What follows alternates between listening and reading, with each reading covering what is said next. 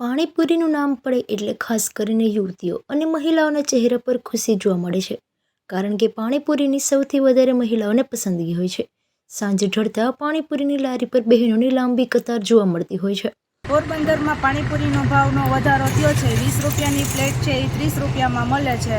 તો એ બહેનોને નડે, કારણ કે ડુંગળીને બટેટામાં ને ટમેટામાં ભાવનો વધારો થતો હોય છે, તો એ રોજિંદું છે, તો એમાં અમને નડતો હોય છે. પણ પાણીપુરીની પ્લેટ બધા લેડીઝ અવારનવાર ખાવા જતા હોય છે, તો એના 20 રૂપિયાના 30 રૂપિયા થાય છે, તો એ લેડીઝ નડતો નથી. તો લેડીઝને પાણીપુરી બધાને લેડીઝોને બહુ ભાવતી હોય છે, એટલે લેડીઝો બધા અવારનવાર ખાતા હોય છે.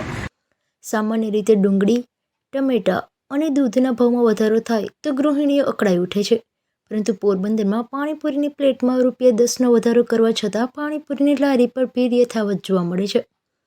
આજના મોંઘવારીના સમયમાં દરેક વસ્તુનો ભાવમાં વધારો જોવા મળે છે.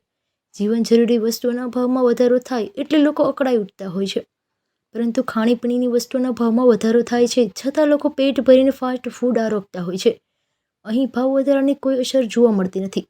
ખાસ કરીને પાણીપુરી સૌ કોઈને પસંદ હોય છે. કોઈ પણ શહેર પાણીપુરીની લારી પર લોકો અને ખાસ કરીને બહેનોની ભીડ જોવા મળતી હોય છે. પાણીપુરી પેટ ભરીને ખાય છે. પોરબંદર શહેરની વાત કરીએ તો અહીં શહેરના અલગ અલગ વિસ્તારમાં પાણીપુરીની લારી જોવા મળે છે. અત્યાર સુધી પાણીપુરીના પ્લેટના ₹20 જેવો ભાવ હતો, તેમાં 6 પાણીપુરી આપવામાં આવતી હતી. હવે પ્લેટના ભાવમાં ₹10નો વધારો કરવામાં આવ્યો છે અને ₹30ની પ્લેટ વહેંચવામાં આવે છે. તેમાં 7 પાણીપુરી આપવામાં આવે છે.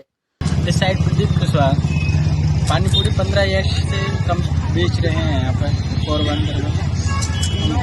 पहले 20 रुपये का 6 मिलता था, अब 30 रुपये का 7 हो गया है।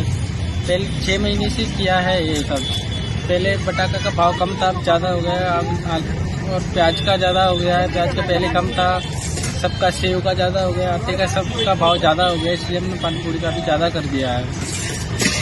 अभी कितनी प्लेट में कितनी पानी पूरी? अब पहले पानी पूरी प्लेट में 6 देते थे, 20 रुपए की, अब 30 रुपए की 6 देते हैं।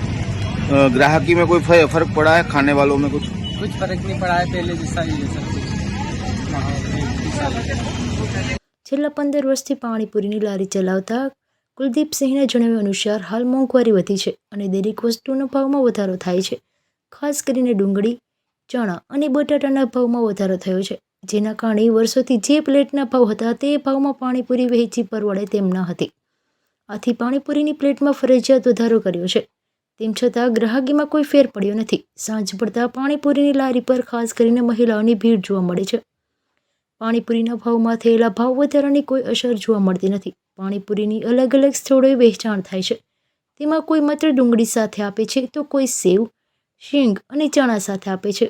પોરબંદરના પાણીપુરીના ભાવ વધારાને લઈને કોઈ અસર જોવા મળી નથી અને લોકો નિયમિત પાણીપુરીનો સ્વાદ માણે છે.